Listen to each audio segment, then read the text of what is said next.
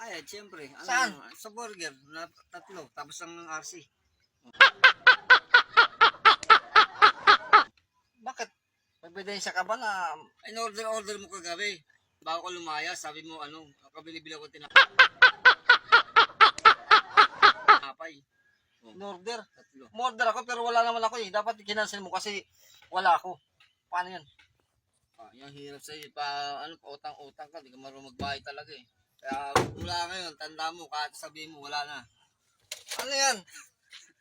Paano Bayad ka malalaman kasi. nga? Nasa may ebidensya ka ba? Wala mo na nila, natain na. May resibo ka ba? Ba't ka ang resibo, burger lang Siyempre, yan. bakit? Tama. Ultimo ano, nilagyan ng resibo yan. At kailangan maningil ka. Alam mo, magbayad ka. Singin mo ako. O, tingnan mo boss. Mga guys, tingnan mo namimilit. Magbayad. Tingnan mo. O, tingnan mo. Magbayad ka. Tingnan mo. Huwag kang magpahinga! Magtrabaho ka! Kinukuha ang sapilitan yung barya ko. Para bayad balag daw. Eh, wala namang ebidensya. Tingnan mo. Magbayad ka. Tingnan mo.